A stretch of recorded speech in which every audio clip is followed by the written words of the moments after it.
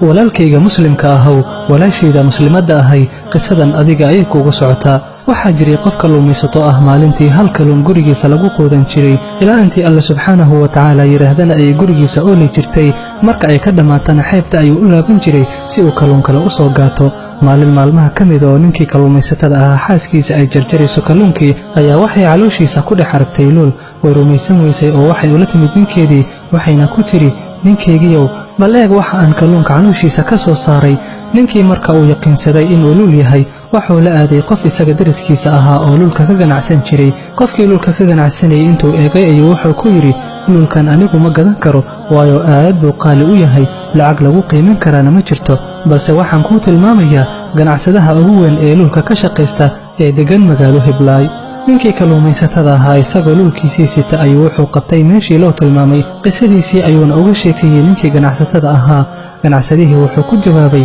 walaalkaygiyow luulkan aad haysato wax la qiimo ah ma jiro laakiin xal ayaan kuu hayaa ayuu ku yidhi waxaad aadaysaa waaliga degmadan isaga keliya ayaa awooda inuu luulkan gato ninkii luulka iska lahaa wuxuu qabtay waaliga degmada wuxuuna istaagay albaabka waaliga isagoo sugaya in loo oggolaado la kulanka waaliga ugu dambayntii waxaa loo oggolaaday inuu waaliga u galo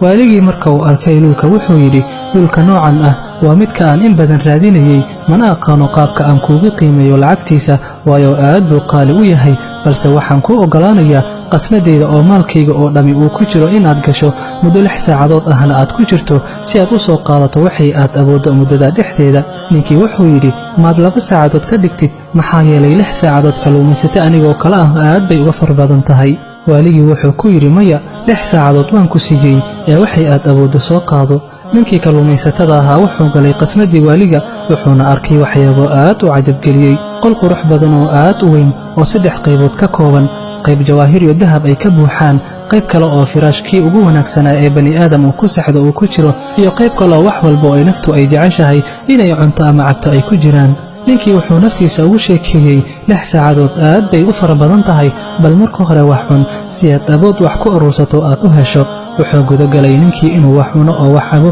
2 saacadood ayayna ku qaadatay markii uu soo dhammaystay ayuu wuxuu soo aaday dhanka jawaahirta iyo dahabka si uu u urursado balse wuxuu naftiisa ugu sheekeeyey mar kale maan in yar iska seexdo firaashkan quruxda badan laga yaabo waqti kale inaad fursad u helin ku seexashadiisa saacadda ugu dambaysa ayaad urursan doontaa dahabka wuu seexday ninkii hurdo dheer ayuuna galay muddo kadib wuxuu soo kacay isagoo lagu leeyahay ka kac hurdada waqtigaaga wuu dhammaaday ee ka bax qasnadda arrintii fajac ayay ku noqotay oo wuxuu yidhi waxba ma aanan qaadan ii suga in yar inta aan wax ka qaadanayo waxaa lagu yidhi 6 saacadood baan fursad ku siiyey inaad waxay qasnada ku jiro aad kala baxdo balse caqligaa waad lahaan weyday miyay kaaga wanaagsanaan lahayn inaad marka hore aruursato dahabka iyo jawaahirta kadibna aad ku gadato cuntada ugu wanaagsan iyo firaashka ugu qaalisan ee naftaadu ay jeceshahay balse waxaad tahay dabaal aanan ku fakarayn ilaa waxa markaas uu u jeedo mooye isaga bax ayaa lagu yidhi qasnada wakhtigaaga wuu dhammaaday qasnadii ayaa laga soo saaray isagoo ku qaylinaya maya wax yar ii suga waan idin baryayaa sidii ayaana looga soo saaray qasnada isagoo gacmuhu maran yihiin qisadu waa ay dhammaatay balse imaanqaadashadeedu weli ma aysan dhammaan luulka aan qisada ku soo sheegnay waa naftaada waayo naftaada wax la qiimo ah ma jiro qasnada aan soo sheegnay waa adduunyada fiiri sida ay u weyn tahay iyo qaabka aan uga faa'iidaysanno jawaahirta iyo dahabka waa acmaasha wanaagsan firaashka waa qaflada cuntada iyo cabitaankana waa shahawaadka haddaba walaalkayga muslimka ahow walaashayda muslimadda ahay qisadan adiga ayay kugu socotaa miyaysan habboonayn inaad hurdada ka kacdo oo firaashkaas aad isaga tagto oo aad guda gasho inaad aruursato jawaahirta iyo dahabka inta aysan kaa dhammaan muddada lagu siiyey oo ah cimrigaaga si aadan u dhiman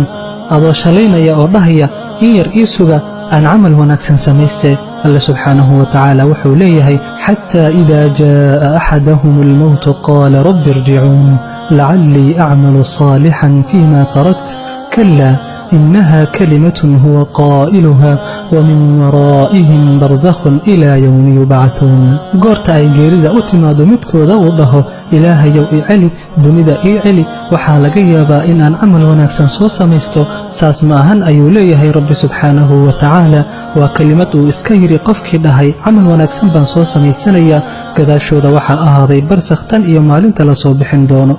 ولكي قالك أهو ma naqaano goorta aan dhimanayno oo alle subxaanahu wa tacaala aan la kulmi doono. mar haddii ay arrintu sidaa tahay, waxaa kula gudboon inaad ku dadaasho acmaasha wanaagsan sida sadaqada, balada iyo baaska ayay difaacdaa. salaatuleylka darajaad sare ayaa lagu gaaraa, ku dhicitaanka macsiyadana uu ka ilaaliyaa. labada ragcadood ee salaada subax ka hor la dukado waxay ka khayr badan yihiin adduunka iyo waxa dhex yaalla. qofkii subaxdii yidhaahda subxaana allahi wabixamdihi 100 jeer, dembigiisa oo dhan ayaa loo dhaafaa, haba la ekaadee hirka badda oo kale. ciddii ilaalisa salaadaha 5 ah ee jamaacada ku ilaalisa, alle subxaanahu wa tacaala wuxuu u ballanqaaday inuu jannada gelinayo. qofkii suuradda ikhlaas ama qul huwallah 3 jeer akhriya wuxuu la mid yahay sidii qof qur-aanka oo dhan akhriyey. qofkii istikfaarka daa'ima, alle subxaanahu wa tacaala hami walba faraj ayuu uga bixiyaa, cariiri walbana meel looga baxo ayuu alle subxaanahu wa tacaala uga sameeyaa. ciddii ka caajistay inay sadaqada bixiso oo jihaadka aado,